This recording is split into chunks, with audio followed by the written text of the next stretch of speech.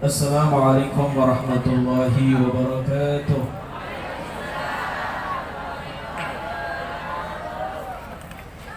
Alhamdulillah, alhamdulillahilladzi hadana lihadza wa ma kunna linahtadiya laula an hadana Allah.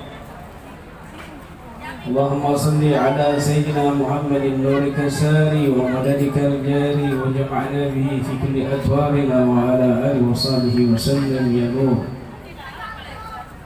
Allahumma salli ala sayyidina Muhammadin nabiyir rahmah wa safil ummah muballighil nubuwwah wa risalah. Ij'alna wa ashab rukyuha wa ashab ad-da'wah wa hadhihi al-ummah marzuqina bis-sihha wa salamah wa sa'adah wa rabidah بالدين والدنيا والآخرة وعلى آله وصحبه وسلم.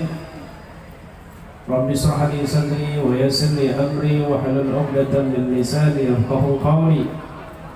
ربنا أفرج علينا صبرا وتوفنا مسلمين. أما بعد، حضرة الكرماء الأجلة الفضلاء yang saya hormati dan saya cintai para tokoh masyarakat, wabil khusus Mudirul Mahad, Muassasul Mahad, Mustahil Arifin di Al-Hajj Ali Hasan Katrawi, dan juga Akhil Al-Fadil di Al-Hajj Ahmad Junaidi Ghazali, dan saya hormati dan saya cintai Khadimul Majlis Salawat Al-Mahdhah Kiai Al-Hajj Abdullah Samsul Arifin, dan para tokoh masyarakat, para alim ulama, bapak-bapak, ibu-ibu, dan para santri laki dan perempuan, hadirin muslimin muslimat yang dirahmati Allah Subhanahu wa taala. Alhamdulillah, malam ini Allah kasih anugerah besar buat kita. Anugerah yang sangat luar biasa malam ini Allah tumpah ruahkan di majlis yang berkah ini untuk kita semuanya, di mana mungkin di luar sana, di kota-kota besar, daerah-daerah besar masih belum berani kumpul seperti ini, bersama-sama duduk desak-desakan sampai laki dan perempuan membludak. Darurat luar biasa karena masih takut dengan wabah. Tetapi panjenengan di sini tidak ada rasa takut sedikit pun. Allah mudahkan hadir, kondisi suasana cerah yang luar biasa. Tidak ada lain, Allah kepingin jenengan semuanya mendapatkan rahmat dan ampunan dari Allah Subhanahu wa taala. Amin.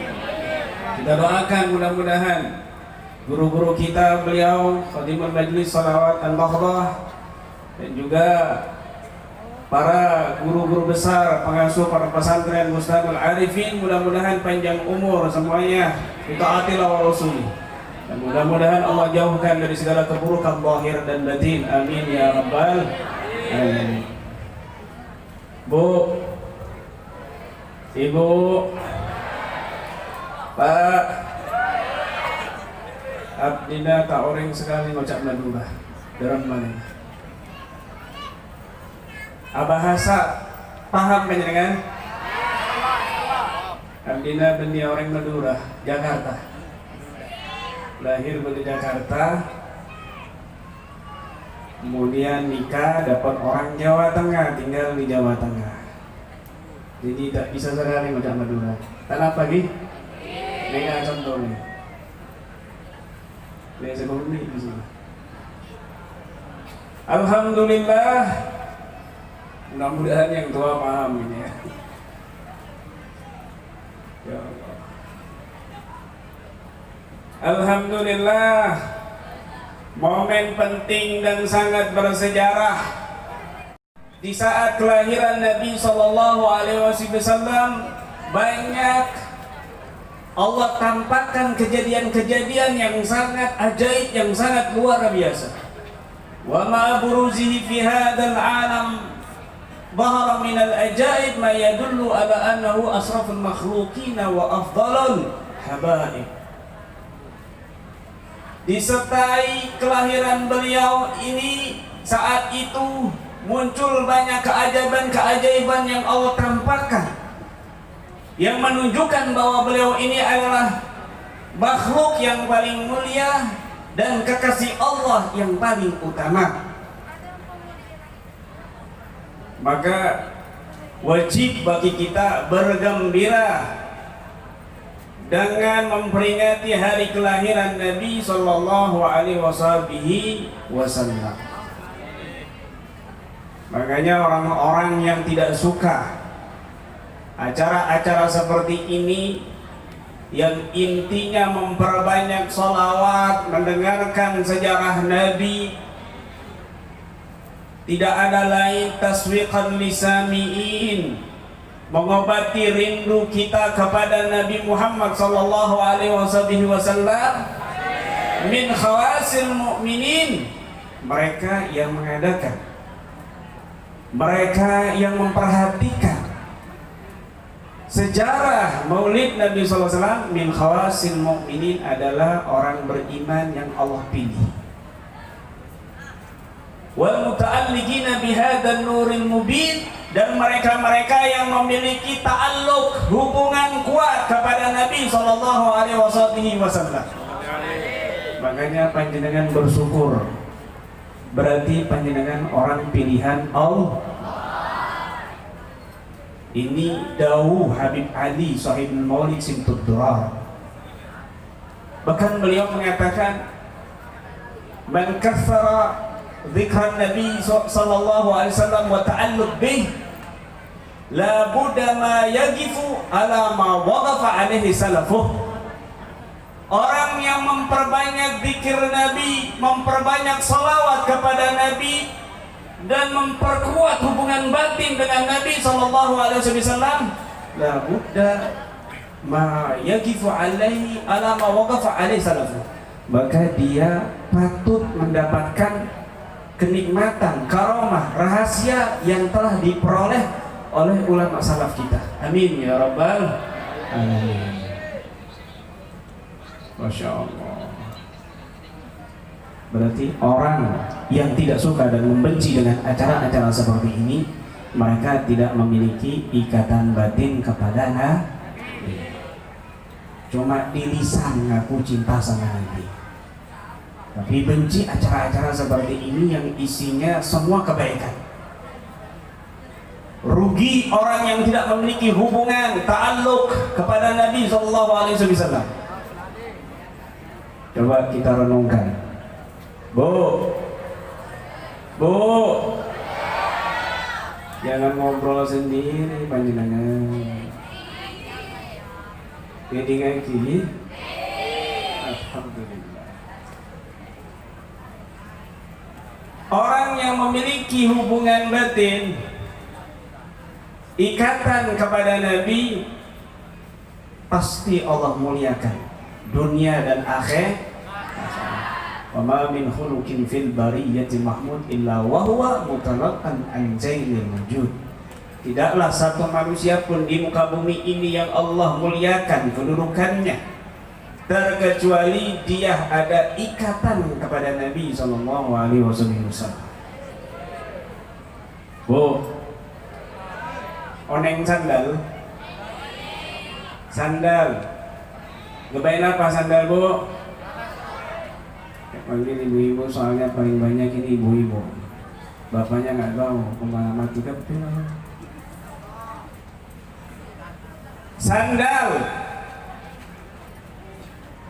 Sandalnya Nabi itu terbuat dari kulit kambing, ada kulit sapi. Sandalnya Nabi terbuat dari kulit. Tapi lihat, sandalnya Nabi bisa sampai ke Sidratul Muntaha, batas ujung makhluk. Nggak ada makhluk setelah itu sudah. muntahal khalaik, pucuknya dimensi dari semua dimensi yang ada. Sidratul Muntaha itu dilewatin sama makhluk yang bernama sandalnya Nabi. Padahal malaikat Jibril nggak nyampe ke Sidratul Muntaha. Saya mau tanya sama panjenengan, muliaan mana malaikat Jibril sama sandalnya Nabi yang terbuat dari kulit? Muliaan pasti muliaan Nabi Muhammad. Nabi Musa, oh maaf, Nabi Musa itu nggak sampai ke Sidratul Muntaha. Nabi Musa, malaikat Jibril, Nabi Musa ketika dipanggil oleh Allah untuk naik ke Gunung Tur Sina, Nabi Musa diperintahkan untuk melepaskan sandalnya. Innani ana rabbuk fakhla'na 'alaik innaka bil wadil muqaddasi tuwa. Musa, naik ke Gunung Tur Sina, aku Allah yang memanggilmu. Sampai di Gunung Tur Sina, Allah memerintahkan fakhla'na 'alaik, lepaskan sandalmu wahai Musa, innaka bil wadil muqaddasi tuwa, sesungguhnya kamu ada di bukit Tur Sina yang Allah sucikan. Masya Allah. Nabi Musa itu masih di dunia, belum ke Sidratul Muntaha, belum ke langit, masih di bumi, tapi Allah perintahkan untuk melepaskan sandalnya. Tapi Nabi Muhammad, apakah Allah perintahkan melepas sandalnya? Tidak. Bajunya, sandalnya ikut menghadap kepada Allah Subhanahu wa Ta'ala secara langsung. Masya Allah. Muliaan siapa Nabi Musa dengan sandalnya Nabi Muhammad? Muliaan Nabi Muliaan siapa malaikat Jibril dengan sandalnya Nabi? Muliaan malaikat Jibril. Tapi kenapa kok bisa masuk dan bisa menembus bersama Nabi? Karena sandal itu terikat dengan Nabi. Sandal itu terkait dengan Nabi. Pakaian itu terkait dengan Nabi. Maka sesuatu yang terikat dengan Nabi tidak akan hina dan dia akan mulia di sisi Allah Subhanahu wa Ta'ala. Ini bukti bahwa Allah tidak mau orang yang terikat dengan Nabi itu terhina, lepas, sehingga Allah tidak perintahkan Nabi melepaskan sandalnya. Kenapa? Terikat dengan Nabi, terkait dengan Nabi. Itu sandal, itu benda mati. Maka bagaimana dengan orang yang hatinya penuh cinta dan rindu kepada Nabi Shallallahu Alaihi Wasallam? Orang yang memiliki ikatan seperti itu, insya Allah akan muliakan dia dunia dan akhirat, dan bisa dikumpulkan bersama Nabi kelak di akhirat. Masya Allah.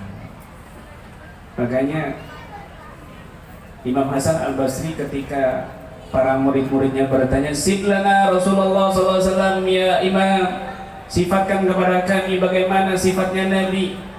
Maka Imam Hasan Al-Basri menyifatkan sifatnya Nabi kada, launuhu kada, jilduhu kada, sya'ruhu kada, nisyatuhu kada, darigatuhu kada, amma na'luhu fa na'lu bidhikrihi. Ketika Nabi menyebutkan rambutnya Nabi begini, sifatnya begini, warnanya begini, jalannya begini, thariqahnya seperti ini, lalu Imam Hasan menyebutkan adapun sandalnya fa na'lu bidhikrihi, maka kami akan menjadi tinggi dengan menyebutkan sandal. Muridnya bingung, loh kok bisa demikian wahai Imam? Nah, li'anna Musa yuqalu lahu ikhlana alaik, wa nabiyuna lam yuqal lahu ikhlana alaik, walakin innama yuqalu lahu la takhla bihadratina ni'ala. Nabi Musa itu diperintahkan untuk melepaskan sandalnya, sedangkan Nabi nggak diperintahkan melepas sandalnya. Bahkan Nabi tidak diperintahkan melepas sandalnya di hadapan Allah Subhanahu wa Ta'ala. Masya Allah. Makanya mereka mulia di sisi Allah Subhanahu wa Ta'ala, guru-guru kita yang soleh. Mudirul Mahad, Mu'assisul Mahad, Kiai Al-Hajj Syamsul Arifin. Kenapa dimuliakan di sisi Allah Subhanahu wa taala? Beliau senantiasa terhubung dengan Maulid Nabi. Beliau senantiasa istiqamah meriahkan peringatan Maulidin Nabi. Maka beliau dan keluarganya Allah muliakan dunia dan akhirat. Ini yang patut kita contoh. Ini yang patut kita ikuti. Masya Allah.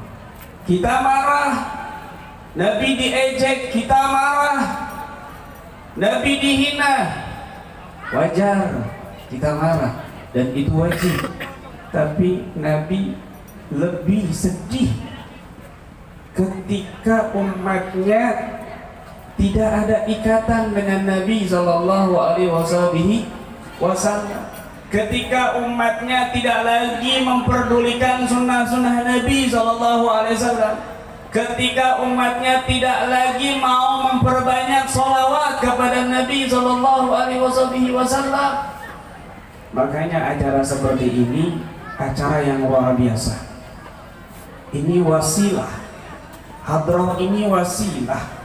Tetapi isinya itu memuji Nabi Sallallahu Alaihi Wasallam, sehingga hati itu tergerak, hati itu rindu mendengarkan lantunan-lantunan dan indah memuji Nabi Sallallahu Alaihi Wasallam. Banyak masyarakat datang, masyarakat membludak, masyarakat dipancing, diundang untuk ikut serta masuk dengan memuji Nabi Muhammad Sallallahu Alaihi Wasallam. Masya Allah. Begini. Makanya ibu, bapak, adik-adik, nih terutama anak pondok, ya, terutama anak pondok. Dengan di sini nanti ketika keluar dari pesantren menjadi penerusnya Nabi Muhammad Sallallahu Alaihi Wasallam. Pegang, ikat di hati kamu. Lahirkan Nabi di hati kamu. Kelahiran Nabi itu luar biasa. Luar biasa. Cahaya terang benderang ibunda Nabi melihat istana-istana Romawi. Sehingga paman beliau Abbas mengatakan, fa anta lamma wulidta asraqatil ardu wa wada'at binurikal ufuqu wulidal huda fal kainatu diyahu. Ketika engkau dilahirkan wahai Muhammad, terang benderang cahaya di langit sampai istana-istana di Romawi itu terlihat semuanya oleh orang-orang saat itu. Engkau dilahirkan, turunlah cahaya yang terang benderang. Kemudian istana-istana Kisra tiang-tiangnya itu roboh, yang megah, yang tinggi luar biasa. Patung-patung di Ka'bah hancur, gempa. Kemudian api Majusi yang 2000 tahun lebih nggak pernah padam, saat kelahiran Nabi padam. Bahkan setan-setan yang biasanya mencuri ucapan-ucapan di langit, di Lauhul Mahfuz itu sudah tidak bisa lagi mencuri karena ada api di kelahiran Nabi. Bintang-bintang itu jadi api. Maka setan-setan ketika mau naik ke langit mencuri suara Lauhul Mahfuz, tulisan Lauhul Mahfuz, langsung kena sambar petir api dari bintang-bintang. Syuhuban rasodah, kata Allah Subhanahu wa taala. Fawajadna harasan syadidan wa syuhuba.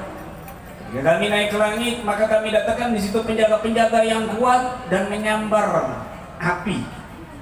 Dengan kelahiran Nabi Sallallahu Alaihi Wasallam. Maka demikian, ketika Nabi Muhammad kamu lahirkan di hati kamu, kamu hadirkan di hati kamu, kamu singgahkan di hati kamu, maka segala kesyirikan, segala berhala-berhala kesombongan akan padam, api-api syahwat akan padam, dan akan terang hati-hati kita dengan lahirnya Nabi Muhammad SAW di hati kita. Ketika Nabi Muhammad singgah di hati kita, maka dirimu, hatimu akan wangi. Wa min nasriti bihi ta'attaratit turuq wal manazil wa bi arfi dzikrihi tatayyabatil majalis wal mahafil. Dan dengan semerbak harum wangi beliau, jalan-jalan yang dilewati akan wangi, rumah-rumah yang disinggahi harum semerbak. Dan dengan menyebut pribadi beliau, sejarah beliau di majlis-majlis, di tempat-tempat itu akan wangi. Seperti ini kita bersolawat, kemudian mengingat sejarah Nabi, menyebutkan kehidupan beliau, keindahan akhlak beliau, maka majlis ini wangi dan harum di sisi Allah Subhanahu wa Ta'ala, dan para malaikat juga hadir. Jadi bukan cuma manusia saja yang hadir di majlis-majlis seperti ini, bahkan malaikat juga hadir, dan bahkan makhluk-makhluk dari bangsa jin yang muslim juga ikut hadir, ikut serta ngaji dan bersolawat bersama orang-orang, bersama manusia-manusia yang hadir di sini. Jadi kemungkinan di samping kamu itu bukan manusia, tapi jin yang nyamar jadi manusia. Coba bacakan ayat kursi. Kalau preman berarti jin.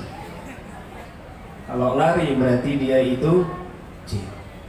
Jin menyamar jadi manusia, ikut hadir di majlis sholawat anak. Masya Allah. Paham jin? Masya Allah. Bu, Pak, sudah paham? Kalau sudah paham, ya cukup ya. Yang penting Pak, Masya Allah. Saya tidak bisa ceramah, biasanya ngerukyah. Jadi saya tanya sama Ustadz Ghazali, Pak, saya ceramah rukyah. Mau ceramah apa rukyah? Kalau ceramah terus campur rukyah ada rumah, siap. Hati PR, tinggal kesurupan ngepi. Masya Allah. La haula wala quwwata illa billah. Bonus terakhir ya. Ada 4 gejala ini ke kini, Pak. Oi. Kiri ke kiri. Sekali lagi inti ya, kesimpulannya.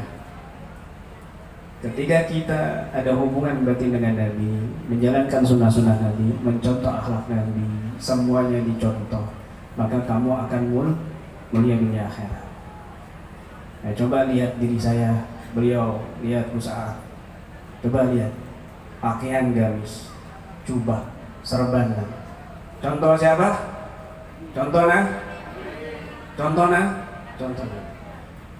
Kalau saya duduk di sini ceramah kaosan sama katoan, nggak pakai kopiah, kira-kira panjenengan nggak remah? Usir dulu. Angin wis. Paham ya? Tapi nyontoh Nabi pakai gamis, serban, dimuliakan nggak? Dimuliakan. Padahal saya nggak bisa ceramah. Dikira kiai saya kan begitu. Area beendong. Siapa areanya mana? Nih, coba lepas kopiahnya sama celananya. Sama satpam diusir.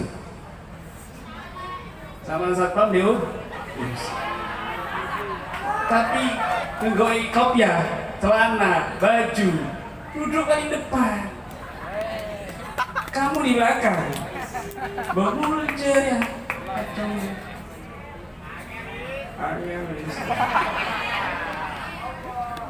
Ya, tidak tahu duduk di sini mau ngintip perempuan apa mau duduk di depan. Astagfirullah. Nih, ini asli apa palsu dikata? Palsu. Berarti asli. Si beban saya asli. Saya atas. palsu. Indah apa tidak? Bagus atau tidak? Mirip asli atau tidak? Mirip asli. Padahal tapi mencontoh bunga-bunga yang indah dinilai Masya Allah. Panjenengan nilai orang-orang soleh, nyontoh orang-orang soleh, nilainya bagus, mulia, dipajang di majelis, ditaruh di panggung, ditaruh di kamar pengantin. Padahal area apa ya? Kertas, plastik kain. Biasanya ini plastik kain dibuat sampah, kardus, dibuat tempat duduk basah. Kenapa? Karena nggak mencontoh yang indah. Ketika dia mencontoh yang indah, mulia ditaruh ditempatkan yang mulia. Demikian juga kamu, ketika kamu nggak ada hubungan dengan Nabi, nggak mencontoh Nabi, kamu terhina. Sampul Al-Quran. Sampul Al-Quran. Dari apa sampul Al-Quran? Dari kardus. Kardus dibuat duduk, dibuat kosep basah, kotoran, dibuat bungkus jajan. Tapi ketika kardus nempel Al-Quran, panjenengan boleh sembarangan megang kardus itu? Enggak boleh. Harus suci, harus padahal kardus biasanya kamu buat duduk. Kenapa? Karena kardus dan kertasnya nempel Al-Quran. Demikian juga kamu ketika kamu duduk sama orang soleh. Saya diundang di sini. Padahal mau pulang ke Probolinggo, habis itu ke Jawa Tengah, dibegal sama rago saya. Begal ilegal. Terpaksa mampir. Saya tidak tahu mau ceramah apa, bingung. Alhamdulillah dimuliakan, dipanggil kiai, padahal dukun santri. Dukun bisa ceramah. Alhamdulillah. Habis ini dapat amplop saya, kan begitu? Dapat amplop. Kalau dilanjut terus ya amplopnya habis. Alhamdulillah. Mulia. Sudah dimuliakan, dapat berkah, dapat jajan, juga dapat begitu mulia bahir batin kamu kalau ikut dan mencontoh orang soleh. Terakhir bonus. Dengarkan ini lagi. Ada 4 perkara. Ada 4 perkara tanda seseorang itu terkena gangguan gaib. Gangguan gaib itu bisa sihir, bisa santet, bisa orang punya khodam, bisa dia punya jin keturunan, atau dia diganggu jin, atau jadi korban tumbal pesugihan, atau penyakit ain, kena korban ain. Ciri-cirinya ada 4. Ini nggak gimana nih? Kalau ada salah satu dari ciri-ciri ini, maka panjenengan itu sebaiknya diobati dengan tibun nabawi, ruqyah, bekam, dan semisalnya. Ini sunnah Nabi. Ada 4. Yang pertama, ta'tilatun fil hayah, terhalangnya dalam kehidupan. Pekerjaannya susah, dagang susah, bisnis rugi. Ada orang mau kerjasama nggak jadi, ada orang mau beli nggak jadi, ada orang mau bantu nggak jadi, dan ini terjadi berulang-ulang, bukan sekali 2 kali, tapi berkali-kali secara sistematis. Ini tanda-tanda orang itu ada gangguan, bisa disantet sama orang, bisa ditahan, ekonominya ini bisa terjadi, dan ini Allah sendiri yang bercerita dalam Al-Quran. Bahkan Nabi diperintahkan untuk berlindung dari yang seperti itu, ikatan-ikatan seperti itu. Wa min syarri naffasati fil uqad, dan aku berlindung dari dukun-dukun yang meniup-niup di tali-tali. Fotona beun, rambutna beun, kemudian bekas pakaiannya kemudian diolah dan ditiup-tiup dengan mantra-mantra sihir. Korbannya stroke, korbannya sakit-sakitan, korbannya lumpuh, korbannya emosian, korbannya bercerai, korbannya mati. Disuruh berlindung sama Allah. Kalau Allah sudah perintahkan berlindung, ini perkara nggak main-main, besar. Wa min syarrin nafasati fil 'uqad. Foto kamu, rambut kamu, putung rokok kamu, dan sebagainya bisa dibuat sihir. Makanya di antara penanganan guru-guru kita, orang tua kita yang terdahulu, orang-orang soleh, yang paling ampuh di dalam mencegah dan memberhentikan sihir yang gak berhenti-berhenti, sihir mustamir, santetnya terus, nyambung-nyambung. Dukun ini mati, nyambung dukun boleh. Dukun ini mati, muridnya nyambung. Kemudian saudaranya nyambung. Terus sihirnya dikirim. Salah satunya adalah yang paling ampuh, merubah nama. Karena dukun itu biasanya menyebut nama dia dan nama ibunya. Nama dia dan nama ibunya. Kenapa nama ibu? Karena ibu langsung pasti dia nyambung ke darahnya. Kalau bapaknya, belum tentu itu bapak kandungnya. Bisa bapak nemu. Saya mau tanya sama panjenengan, ada seorang ibu melahirkan 5 anak, tapi bapak 5 dia. Bisa panjenengan bedakan, oh ini anak ini, enggak bisa. Tapi ibunya satu, ibunya tetap. Makanya kalau nyantet atau melet mahabbah itu paling cepat menyebut nama ibunya. Ini sudah singgungan dari Nabi. Ya Rasulullah, kami mau berjihad. Ada orang tuamu? Ada. Jihad sama ibumu. Sumbangan ya Rasulullah. Ibumu. Sumbangan ya Rasulullah. Ibumu. Sumbangan ya Rasulullah. Abak. Ibu disebut berapa kali? Berapa kali? Bapaknya berapa? Berarti ibu? Bapak? Paham benar? Berarti ibunya 3, bapak 1. Paham benar? Paham dalam paham.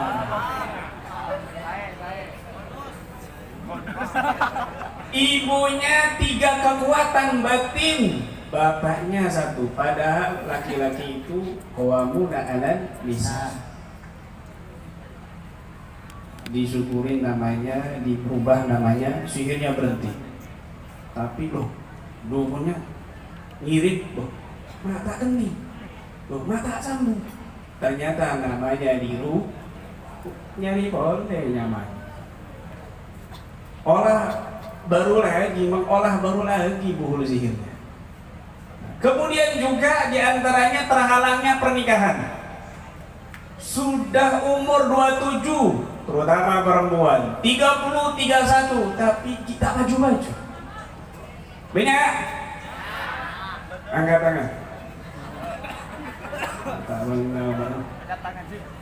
Angel.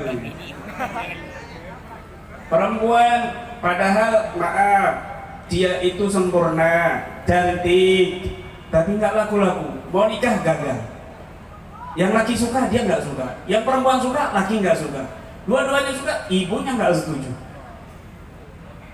Tak juga.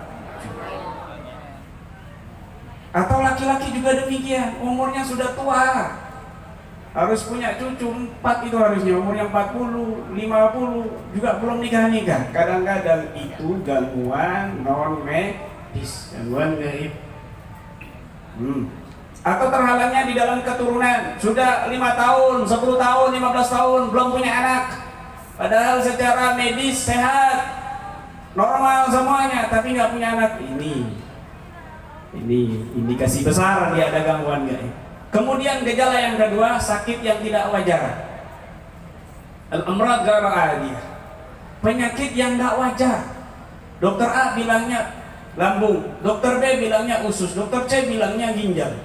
Dokter A nggak perlu operasi, dokter B harus dioperasi, dokter C bingung. Obatnya habis, tetap sakit. Sakitnya aneh-aneh, dokternya bingung. Ini. Yang ketiga, mental yang tidak wajar. Jadi penyakit orang kena gangguan gaib itu tidak harus dia kena sakit fisiknya, tubuhnya, stroke, lumpuh, perutnya membesar, bukan.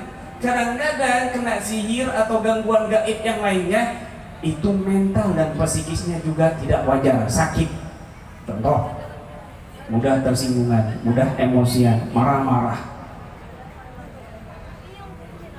disenggol sama suaminya tiba-tiba risih, disentuh sama suaminya nggak suka, padahal waktu awal-awal nikah sayangnya luar biasa, romantisnya luar biasa, panggilannya ayang beb, ayang beb.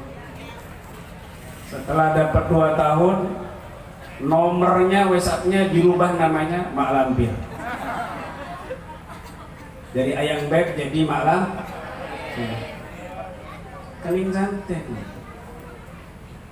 kening gangguan gaib ini orang. Atau sebaliknya, suaminya ini marah-marah sama istrinya, kalau pulang ke rumah itu emosi. Kalau ngomong sama istrinya nggak ada lembut-lembutnya, kasar. Giliran ngomong sama istri tetangganya, lembutnya Masya Allah. Ini wajib eruqyah. Banyak Bu hadir di sini orangnya, suami panjenengan. Ya, nanti sebelum depan saya ruqyah.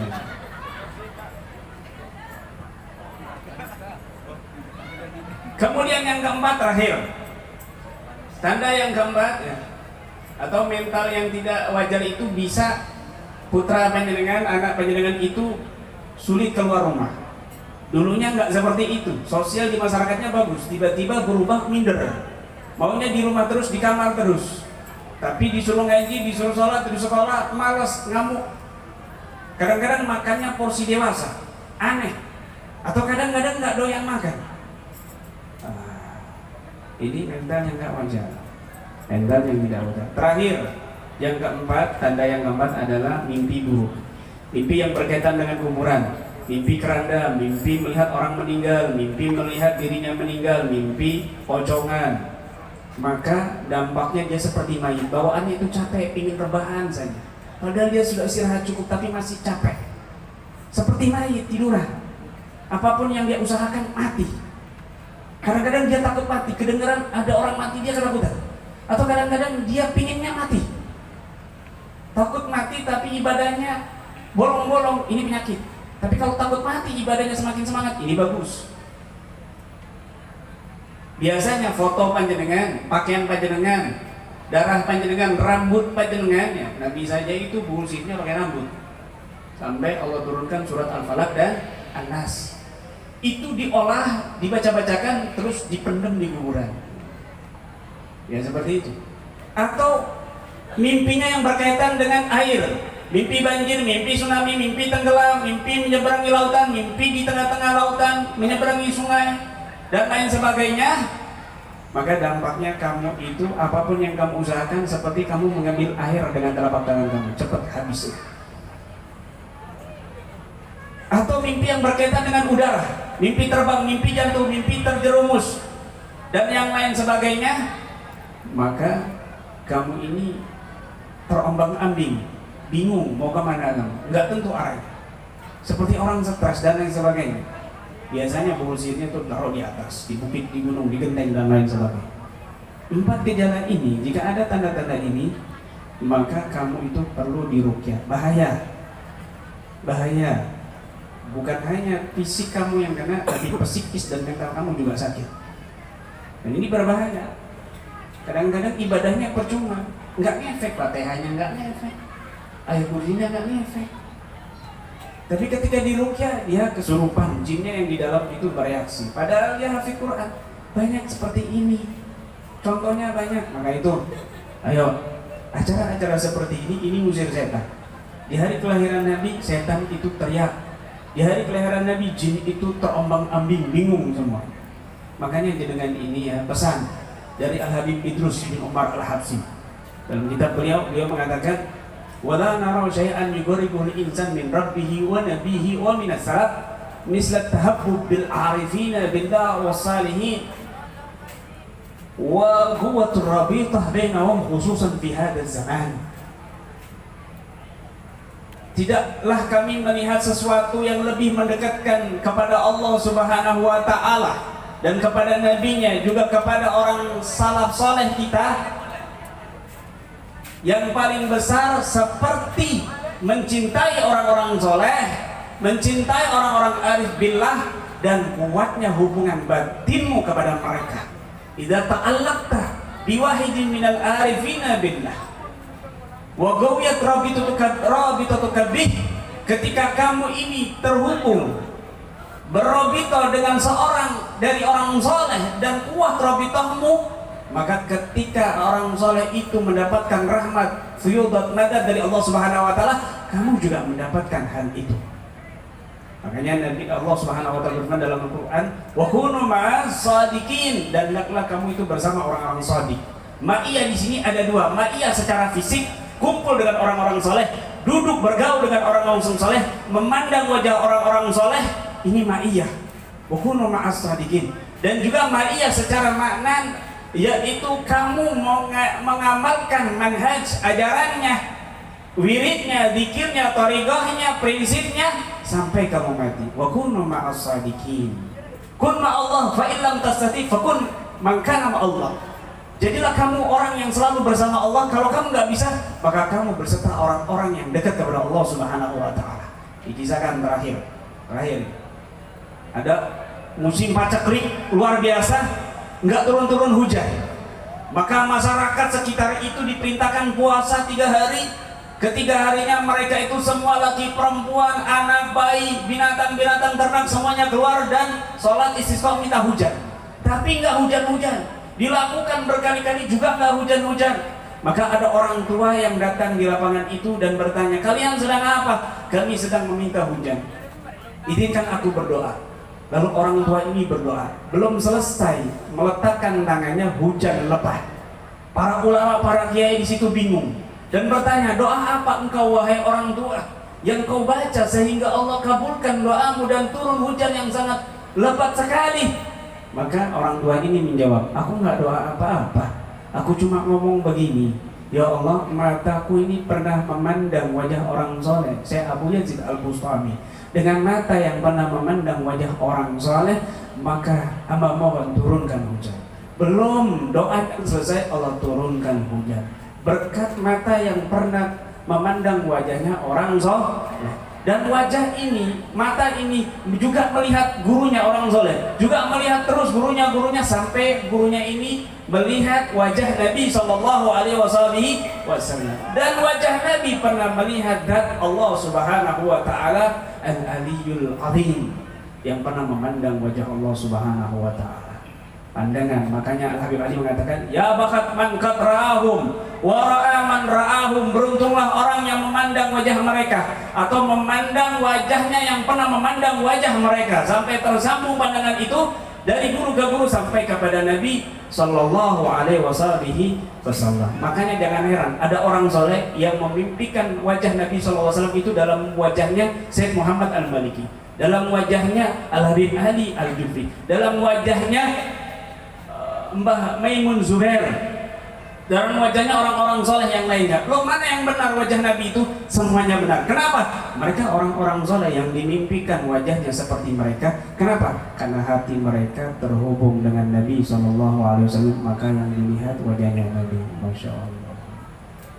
Mudah-mudahan pengajian ini membawa berkah dan tersambung wajah dari guru ke guru, dari wajahnya beliau sahibul majlis, sahibul mahad, kepada bapaknya, kepada datunya, kepada guru-gurunya, sampai kepada wajah Nabi SAW. Dan mudah-mudahan kita dikumpulkan bersama orang-orang soleh, bersama beliau-beliau dan bersama kanjeng Nabi Muhammad SAW. Dan kita diwafatkan dalam keadaan husnul khatimah. Kita diwafatkan dalam keadaan taat kepada Allah Subhanahu Wa Taala. Kita diwafatkan dan semua keluarga kita, istri kita, anak kita, tetangga kita, keluarga kita, muslimin muslimat diwafatkan dalam keadaan husnul khatimah, dijauhkan dari segala masalah dan musibah. Ya Rabbana ya dzal jalal wal ikram. Wassallallahu ala sayyidina Muhammadin wa ala alihi wasallam. Alhamdulillahirabbil alamin. Demikian yang bisa saya sampaikan, kurang lebihnya saya maaf. Billahi taufiq wal hidayah wa ridha. Ila liqa. Wassalamualaikum warahmatullahi wabarakatuh.